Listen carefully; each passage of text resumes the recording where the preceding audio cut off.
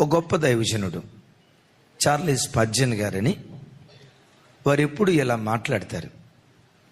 దేవుడు మన జీవితంలో ఎన్నెన్నో అద్భుతాలు గతంలో జరిగించాడు, మనం అనుభవించాం. దేవుడు జరిగించిన ప్రతి అద్భుతాన్ని మీరు రాతి మీద రాసుకోండి. మీ జీవితంలో ఏదైనా కష్టాలు కలిగితే ఆ కన్నీటి అనుభవాలు మాత్రం ఇసుక మీద రాసుకోండి.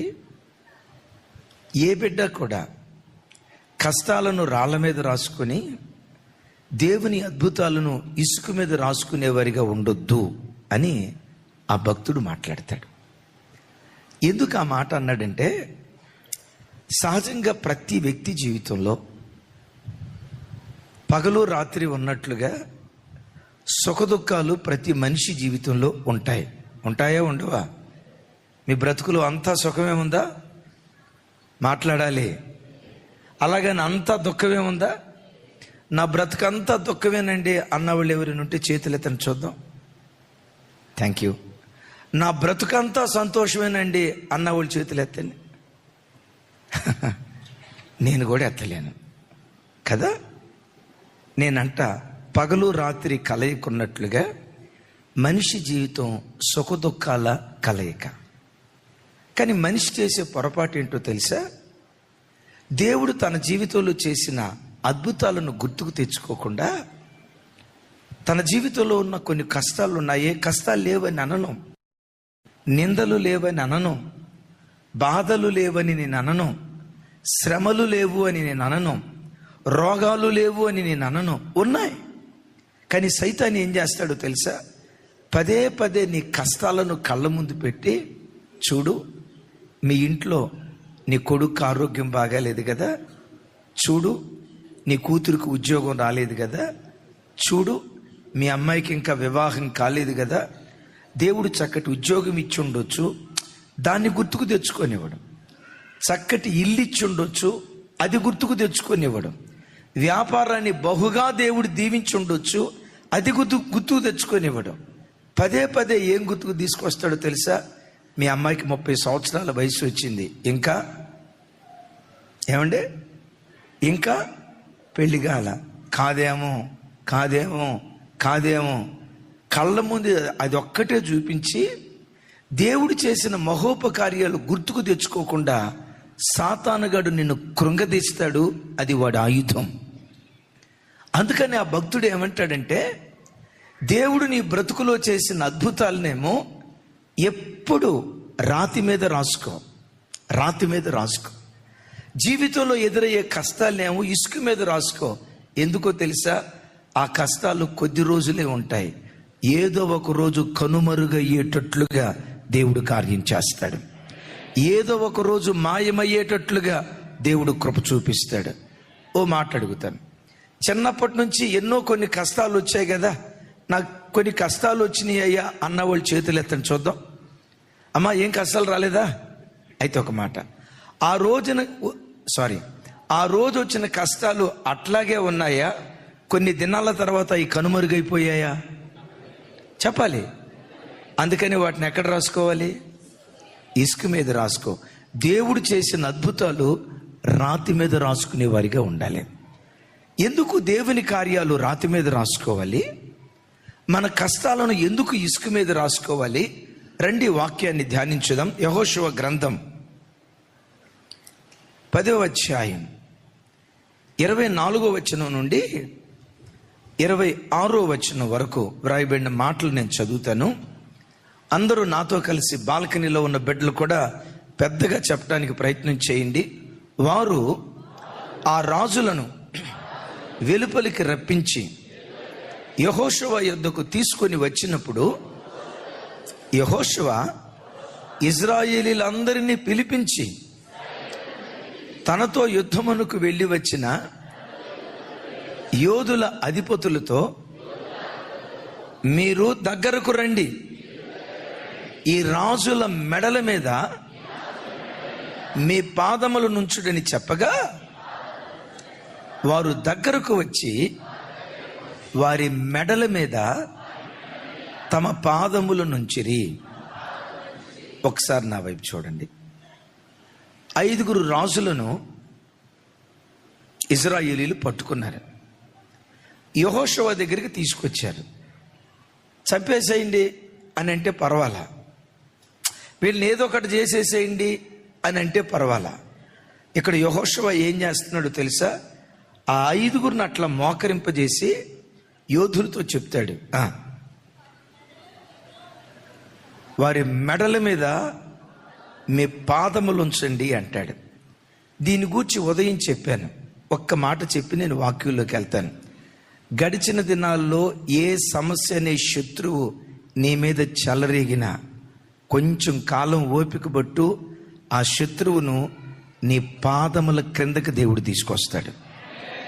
ఏ రోజుకైనా నిన్ను తలగానే దేవుడు నిలవబెడతాడు. ఏ రోజుకైనా పైవాడిగానే దేవుడు నిలవబెడతాడు. కొంచెం కాలం నిరీక్షించు. వెంటనే జరగకపోవచ్చు, సంవత్సరంలో జరగకపోవచ్చు, నెలలో జరగకపోవచ్చు, కానీ ఒకటి ఖచ్చితం, నీ దేవుడు సర్వోన్నతుడు గనుక నీవే రంగంలో ఉన్నా ఉన్నతునిగానే దేవుడు నిన్ను ఖచ్చితంగా తన మహిమ కొరకు నిలవబెడతాడు. ఎప్పటికైనా నీ పాదం సాతానుగాడి తల మీద ఉంటుంది. ఎస్, ఆమేన్. వాడు నీ భుజాల మీదకి ఎక్కలేడు. వాడి భుజాల మీదే నీ పాదం మోపేటట్లుగా దేవుడు కార్యం చెయ్యునుగాక. అయితే ఒకటి మానవ భాషలో మిమ్మల్ని అడుగుతాను, వాళ్ళని అట్లా రాజులను మోకరింపజేసి వాళ్ళ భుజాల మీద కాలు పెట్టడం అనేది కొంచెం ఆటవిక చర్యగా మీకు కనపడుతుందా? నాగరికత కలిగిన చర్యగా మీకు కనపడుతుందా? క్రూరంగా కనపడుతుందా? సింపుల్గా కనపడుతుందా? ఏమండి, వాళ్ళ మెడల మీద కాళ్ళు ఉంచి ఆ తర్వాత ఏం చేయమంటాడు చూడండి. 25వ వచనం. అప్పుడు యెహోషువ వారితో, మీరు భయపడుకుడి, జడియకుడి, దృఢత్వము వహించి ధైర్యముగా నుండుడి. మీరు ఎవరితో యుద్ధము చేయుదురో ఆ శత్రువులందరికీ యెహోవా వీరికి చేసినట్టే చేయుననెను. 26. తరువాత యెహోషువ వారిని కొట్టి చంపి 5 చెట్ల మీద వారిని ఉరిదీసెను. వారి శవములు సాయంకాలము వరకు ఆ చెట్ల మీద వ్రేలాడుచుండెను. ఇక నా వైపు చూడండి. 25వ వచనం చిన్నగా చూపించిన ఒకసారి చూడండి రా తల్లి. ఆ శత్రువు మెడల మీద కాళ్ళు అలాగే ఉంచమన్నాడు. ఉంచమని ఒక సందేశం ఇశ్రాయేలు ప్రజలకు ఇస్తున్నాడు. ఇశ్రాయేలీలారా, ఇప్పుడు ఈ శత్రువులకు మీ దేవుడైన యెహోవా ఏం చేస్తున్నాడో చూస్తున్నారు కదా. వీళ్ళను చంపుతున్నాడు, వీళ్ళను ఉరివేస్తున్నాడు, వీళ్ళు భూమి మీద లేకుండా దేవుడు చేస్తున్నాడు. ఎందుకు వాళ్ళ మెడల మీద కాలుంచమన్నాడు అంటే చూడండి, మీరు ఎవరితో యుద్ధము చేయుదురో ఆ శత్రువులందరికీ యెహోవా వీరికి చేసినట్లే వారికి చెయ్యునుగాక. విన్నారా ఈ మాట? వీరికి చేసినట్లే వారికి చేయునుగాక అని జరుగుతున్న ఆ కార్యం వాళ్ళ హృదయాలలో ఒక సాక్ష్యార్థంగా, ఒక జ్ఞాపకంగా ఉండటానికి ఆటవిక చర్యగా కనపడుతున్నా అది ఒక జ్ఞాపకంగా ఉండటానికి దేవుడి కార్యం చేయమంటున్నాడు. యేసయ్యకు మహిమ కలుగును గాక. అంటే దేవుడు చెప్పకనే చెప్తున్నాడు, ఇశ్రాయేలీలారా, ఈ యుద్ధంతో యుద్ధాలు సమసిపోవు. బ్రతికిన కాలమంతా మీకు యుద్ధాలు వస్తాయి. కానీ ఈ యుద్ధాన్ని చూసి మీరు నేర్చుకోవాల్సింది ఏంటో తెలుసా? ఈ యుద్ధంలో దేవుడు మిమ్మల్ని ఎలా గెలిపించాడో, రాగల కాలములో ఎదురు కాబోయే ప్రతి యుద్ధంలో కూడా దేవుడు మిమ్మల్ని గెలిపించబోతున్నాడు, గెలిపిస్తాడు అనే సాక్ష్యం కొరకు దేవుడు ఆ పని చేయమన్నాడు. చప్పలు కొడుతూ దేవునికి స్తోత్రాలు చెప్దాం. అంటే చెప్పకనే ఏం చెప్తున్నాడు? ఈ యుద్ధంతో యుద్ధాలు సమసిపోవు. ఎందుకు? బైబిల్లో ఒక మాట రాసింది, నరుల కాలము భూమి మీద యుద్ధ కాలము వంటి కాలము కాదా అంటాడు. కొంచెం నాతో కలిసి చెప్పండి. నరుల కాలము భూమి మీద యుద్ధ కాలము వంటి కాలము కాదా? 70 సంవత్సరాలే బ్రతకొచ్చు, 80 సంవత్సరాలే బ్రతకొచ్చు. మన బ్రతుకు కాలం ఎలాంటిదట? భర్తకు భార్యతో యుద్ధం, భార్యకి భర్తతో యుద్ధం. ఒక 2-3 సంవత్సరాలు వాళ్ళ మధ్య యుద్ధం జరిగిద్దా? ఏ కుటుంబంలోనైనా చూడండి, ఏ కుటుంబంలోనైనా చూడండి, 1 సంవత్సరం పోరాటం. ఆ మధ్య ఒక ఆయన భార్య వచ్చిందట, ఏమండి నాకు అర్జెంటుగా బెడ్ కాఫీ పెట్టుకొని రండి అందట. భర్త ఛీ నా బతుకు జాడ. పొద్దున్నే లేవటంతో ఎవరైనా భర్తకి బెడ్ కాఫీ పెట్టుకొని వస్తారైతే నువ్వు నన్ను పెట్టమంటావా? అగో నాకు తెలిసిన లాయర్ ఉన్నాడు, మాట్లాడి విడాకులు ఇచ్చేస్తా అన్నాడంట. సరిపోయి ఇచ్చేసిరా అందట. మొత్తానికి లాయర్ దగ్గరికి వెళ్ళాడంట. ఓ 10 నిమిషాల తర్వాత వచ్చాడట. వచ్చి డైరెక్ట్గా కిచెన్లోకి వెళ్ళి కాఫీ పెట్టుకొని తీసుకొచ్చాడట. విడాకులు ఇస్తానని లాయర్ దగ్గరికి వెళ్ళావు కదా, విడాకులు ఎందుకు లేదు అన్నాడు. ఆవిడతో అన్నాడట, విడాకులు ఇద్దామని లాయర్తో మాట్లాడటానికి వెళ్ళాను, నేను ఆ ఇంటికి వెళ్ళేసరికి లాయర్ బట్టలు ఉతుకుతున్నాడు అన్నాడట. విన్నారా? ఎవరికి ఉండే బాధలు వాళ్ళకి. నాకు చూడండి ఇక పెళ్ళయిందా, భార్య భర్తలు యుద్ధం. ఓ సంవత్సరం తర్వాత 2 సంవత్సరాల తర్వాత సమస్య పోద్ది. భార్యాభర్తల మధ్య ఎన్ని గొడవలు వచ్చినా ఎక్కువ కాలం ఉండో, తర్వాత అవి సమసిపోయేటట్టుగా దేవుడు చేస్తాడు. సరే ఇక అది అయిపోయిన తర్వాత ఇప్పుడు స్టార్ట్ అయ్యేది అసలు సిసల యుద్ధం. ఎవరు? పిల్లలు. చిన్నప్పుడు ఆడిచ్చావా నా బంగారమే అన్నావా? ఆ బంగారమే నీకు సొక్కలు చూపించడం స్టార్ట్ చేస్తాడు. దేవా దేవా దేవా వీడు పుట్టకుండా, మన ఇంట్లో మాటలే చెప్పండి అమ్మా, ఈడు ఏమన్నట్టే లేరే, వీడు పుట్టకుండా ఉంటే బాగుండేది ప్రభు, ఇది పుట్టకుండా ఉంటే బాగుండేది. సరే మొత్తానికి ఆడు చదువుకున్నాడు, ఉద్యోగం వచ్చింది. ఉద్యోగం వచ్చిన తర్వాత ఆడికేమైంది? పెళ్ళయింది. పెళ్ళైన తర్వాత ఎవరు వచ్చారు? కోడలు వచ్చిన తర్వాత ఏమంటది? ఏమందమ్మా, అందరూ దేవదూతలు, నేనన్నా ఉండాలా? అయిపోయా. గడ్డ ఉన్నప్పుడే బిడ్డ, అంతేనా? అడ్డం వేసుకున్నప్పుడు బిడ్డ, గడ్డం వచ్చిన తర్వాత బిడ్డ కాదు అంటారు కదా. ఇక అప్పుడు ఈ ముసలోళ్ళు ఇద్దరు కలవరపడినే కొండల వైపు నా అని పాట పాడుకుంటా ముసలోళ్ళు ఇద్దరు బయటికి వెళ్తారు. ఇక వృద్ధాప్యానికి వచ్చిన తర్వాత అప్పుడు స్టార్ట్ అయ్యేది అసలు సిసలు యుద్ధం. ఏంటమ్మా? రోగాలు, ఆయాసం, కాంతం, మంచినీళ్ళు, షుగర్ టాబ్లెట్ ఎక్కడ పెట్టావు, బీపీ టాబ్లెట్ ఎక్కడ పెట్టావు, నీకు మతిమరుపు వచ్చిందే అని. ఇక వృద్ధాప్యానికి వచ్చిన తర్వాత రోగాలతో యుద్ధం. ఇప్పుడు మీరు అందరూ ఎట్ట చూస్తున్నారంటే మానవ జీవితం ఎంత భయంకరమైందా?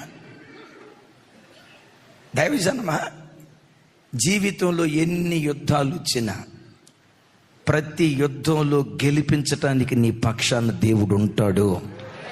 దేవుడొక్కడు నీ పక్షంలో. యుద్ధాలు రాకుండా దేవుడు ఆపడు. ఈ మాట బాగా గమనించండి. రోగమనే యుద్ధాలు వస్తాయి, అసమాధానమనే యుద్ధాలు వస్తాయి, ఆర్థిక ఇబ్బందులనే యుద్ధాలు వస్తాయి, అనారోగ్యం అనే యుద్ధాలు వస్తాయి. మెట్టుకు ఒకటి గమనించు, ఎన్ని యుద్ధాలు వచ్చినా యుద్ధం చేసేది నీవు కాదు, యుద్ధశూరుడుగు యెహోవా నీ పక్షాన నిలవబడి సాతాను అపజయం నీకు జయాన్ని దేవుడు ప్రసాదించునుగాక. చెబుదాం ఆమెన్. దేవుడు ఎన్ని యుద్ధాలు మన బ్రతుకులో వచ్చినా వాటన్నిటిలో జయమిస్తాడు. అయితే మనమేం చేయాలో తెలుసా? ఎదురైన ప్రతి యుద్ధంలో దేవుడు ఎలా గెలిపించాడో, ఎలా విడిపించాడో, ఎలా తప్పించాడో అది హృదయం అనే పలక మీద అలా ముద్రేసుకోవాలి. పదే మన కష్టాలు గుర్తుకు తెచ్చుకొని ఆడవద్దు. ఉన్నాయి కష్టాలు, నేను లేవన్నాం. ఉన్నాయి బాధలు, ఉన్నాయి, నేను లేవన్నాం. అయితే పదే వాటిని గుర్తుకు తెచ్చుకొని మనం ఏడవటం కంటే దేవుడు నీ జీవితంలో జరిగించిన శౌర్య కార్యాలు, ఎన్నో పరాక్రమ కార్యాలు నీ బ్రతుకులో చేశాడే. పెంట కుప్పల మీద నుండి దేవుడు లేవనెత్తి ఈ పట్టణంలో మహారాజులాగా దేవుడు నిన్ను ఊరేగించాడే. ఒకప్పుడు మొత్తన్నానికి కూడా గతి లేని దయనీయ స్థితిలో ఒకప్పుడు మనం బ్రతుకుతూ ఉంటుండగా ఆ స్థితిలో నుంచి దేవుడు లేవనెత్తి అనేకుల ఆకలి తీర్చే స్థితిమంతులుగా ఈరోజు దేవుడు నిలవబెట్టాడే. నీ జీవితంలో దేవుడు జరిగించిన ప్రతి శూర కార్యాన్ని హృదయం అనే పలక మీద నువ్వు ముద్ర వేసుకునేటువంటి వ్యక్తిగా ఉండాలి. ఎందుకు దాన్ని ముద్ర వేసుకోవాలో తెలుసా? ఈరోజు యుద్ధంలో దేవుడు నిన్ను ఎలా గెలిపించాడో, ఎలా విజయాన్ని నీకు ఇచ్చాడో అది గనక నీ హృదయంలో రాసుకుంటే రాబోయే కాలంలో ఎన్ని యుద్ధాలు వచ్చినా అస్సలు భయపడవు, అస్సలు కలవరపడవు. అధైర్యం అనేది, భయం అనేది, భీతి అనేది నీ గుండెల్లోకి రాదు. ఎందుకు రాదో తెలుసా? గడిచిన దినాల్లో ఎదురైన యుద్ధాలలో నా దేవుడు నన్ను ఎలా గెలిపించాడో ఈ పోరాటంలో కూడా దేవుడు నన్ను గెలిపిస్తాడు, తప్పకుండా నాకు విజయాన్ని ఇస్తాడని ఒక విశ్వాసంతో కూడుకున్న ఆత్మ నీలో నుండి ప్రారంభం అవటానికి దేవుడు కృప చూపిస్తాడు. అదే బైబిల్లో రాసి ఉంటుంది. చూడండి, సమూయేలు మొదటి గ్రంథం 17వ అధ్యాయం 37వ వచనం.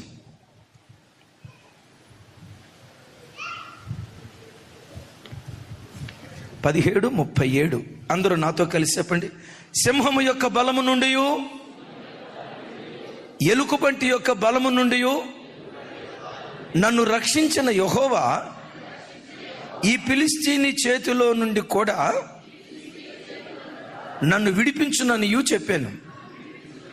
అందుకు సౌలు, పొమ్ము, యెహోవా నీకు తోడుగా నుండునుగాక అని దావీదుతో అనెను. ఒకసారి చూడండి, గొలియాతుతో యుద్ధం చేయటానికి 40 రోజుల నుంచి ఒక్క ఇశ్రాయేలీయుడు ముందుకు రాలేదు. ఎందుకు రాలేదో చెప్పమంటారా? ఇశ్రాయేలీల గత చరిత్రలో దేవుడైన యెహోవా ఎంటి శూర కార్యాలు జరిగించారో ఆ తరం వాళ్ళు మర్చిపోయారు. ధైర్యం లేదు. చిన్న పిల్లోడుగా దావీదు వచ్చాడు. అంటాడు, రాజా నీవేం భయపడొద్దు, ఆ గొలియాతుతో నేను యుద్ధం చేస్తా, నన్ను పంపించు అంటే సౌలు అంటాడు, నువ్వు చిన్నోడివి, నీకు బలము చాలదు, వాడు చాలా శూరుడు, నువ్వు చేయలేవు అంటాడు. ప్లీజ్ నన్ను పంపించండి అంటాడు. సరే, ఏ ధైర్యాన్ని బట్టి పంపించమంటున్నావు, ఏ ధైర్యాన్ని బట్టి గెలుస్తానంటున్నావు అంటే అప్పుడు దావీదు ఏం చెప్తున్నాడు తెలుసా? గత కాలపు చరిత్ర గుర్తుకు తెచ్చుకుంటున్నాడు. ఏమని? సింహం నోట నుండి ఏ దేవుడు నన్ను తప్పించాడో, ఎలుకబంటి చేతిలో నుండి ఏ దేవుడు నన్ను విడిపించాడో, సింహం మీద, ఎలుకబంటి మీద ఏ దేవుడు నాకు జయమిచ్చాడో, గొలియాతు మీద కూడా అదే దేవుడు నాకు జయమిస్తాడు అని యుద్ధ భూమిలోకి ఎలా పోతున్నాడు ఇప్పుడు చెప్పండి. చెప్పాలి. సింహంలాగా ధైర్యంగా పోతున్నాడు. ఇప్పుడు నేనంట, నాయనా దావీదు, ఈ ధైర్యం నీ ఎత్తును బట్టి వచ్చిందా? నో. నీ పర్సనాలిటీని బట్టి వచ్చిందా? నో.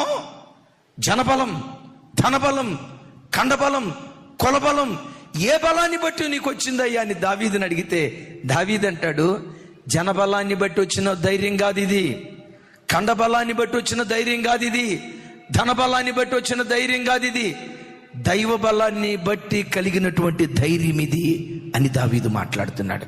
Praise the lord. దావీదు ఈ ప్రతికూల పరిస్థితుల్లో కూడా ఎంత ధైర్యంగా మాట్లాడటానికి కారణం ఏంటంటే, గడిచిన దినాల్లో దేవుడు తన పట్ల జరిగించిన శూర కార్యాలు. చెప్పండి, ఏం చేస్తున్నాడు? చెప్పాలి. ఎక్కడ రాసుకున్నాడు? కూర్చొని, బిడ్డ నువ్వు పుట్టిన నాటి నుండి ఎన్ని కష్టాలు వచ్చాయో ఒకసారి గుర్తుకు తెచ్చుకో. ఆ కష్టాలన్నిటిలో నుండి ఎలా దేవుడు నిన్ను తప్పించాడో అది కూడా గుర్తుకు తెచ్చుకో.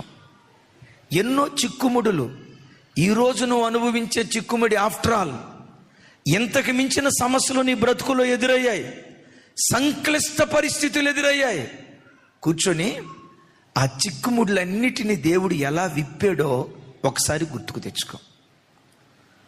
ఆ విప్పింది గనక నీ హృదయంలో రాసుకుంటే ప్రస్తుతం ఏ శ్రమని నేలుబడి చేస్తున్నా వాటన్నిటిలో నుంచి విడిపించిన నా దేవుడే దీనిలో నుంచి కూడా తప్పకుండా విడిపిస్తాడనే ఒక తేలిని ధైర్యపు ఆత్మ నీ గుండెల్లో నుంచి పుట్టడానికి దేవుడు కృప చూపిస్తాడు. పిరికితనం పారిపోవటానికి దేవుడు సహాయం చేస్తాడు. నీలో ఉన్న కలవరపు ఆత్మ, ప్రతి దానికి భయపడే ఆత్మ, రేపు ఏం జరుగుతుందో, అయ్యో ఈ పరిస్థితి ఏం చేస్తుందో, రేపు ఎలాంటి స్థితికి వెళ్ళిపోతుందోనని నిన్ను భయపెట్టే దురాత్మ ఉందే, ఆ భయపెట్టే దురాత్మను పాతాళములో తొక్కివేయగలిగిన శక్తి గత కాలాలలో దేవుడు చేసిన అద్భుతాలు జ్ఞాపకం తెచ్చుకుంటే నీకు ధైర్యం పుట్టడానికి దేవుడు కృప చూపిస్తాడు. అది నువ్వు గుర్తు తెచ్చుకోలేకపోయావనుకో, ఏం జరిగిద్దో ఇంకో మాట కూడా జ్ఞాపకం చేస్తాను. 11వ వచనం చదవండి ఒకసారి అందరు కలిసి. Ready, 1 2 3 start.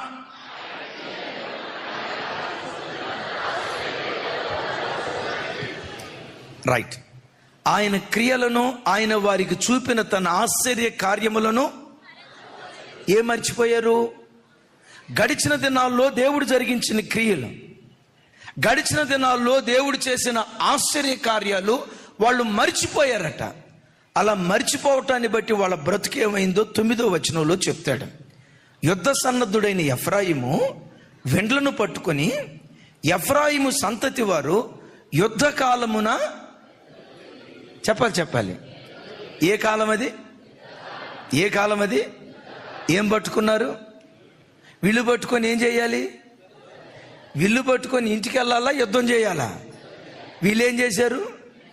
వెనక్కి తిరిగిపోయారు. ఎందుకు వెనక్కి తిరిగిపోయారు? దేవుడు చేసిన కార్యాలు మర్చిపోయారు గనుక. దైవజనమ, నా వైపు చూడండి. దేవుడు నీ జీవితంలో జరిగించిన కార్యాలు పదే పదే నీ గుర్తుకు తెచ్చుకుంటే, ఎన్ని పోరాటాలు నీ కళ్ళ ముందున్నా వెన్నుచూపి పారిపోవు, ధైర్యంగా ఎదుర్కొంటావు, పోరాడుతూ అంటావు, ఓ సమస్య, ఎంతకు మించిన సమస్యలు గడిచిన దినాల్లో నా బ్రతుకులో వచ్చాయి. వాటన్నిటిలో నుంచి నా దేవుడు ఎలా తప్పించాడో దీనిలో నుంచి కూడా అలాగే తప్పిస్తాడని విశ్వాస వాక్కులు మాట్లాడేటట్లుగా గత కాలపు జ్ఞాపకం నీ గుండెలో నుంచి ధైర్యం పుట్టించును గాక. యుద్ధ కాలాన ఎఫ్రాయిము విల్లు పట్టుకొని ఏం చేశాడట? వెనుదిరిగి పారిపోయాడు. ఎందుకు పారిపోయాడు అంటే, పారిపోవటానికి కలిగిన కారణం యెహోవా ఆశ్చర్య కార్యాలను మర్చిపోయారు. ఎప్పుడు నీ బ్రతుకులో దేవుడు చేసిన కార్యాలు మర్చిపోవద్దు. పదే పదే జ్ఞప్తికి తెచ్చుకో. సింహం లాంటి ధైర్యం నీ గుండెలో నుంచి పుట్టుకొస్తుంది.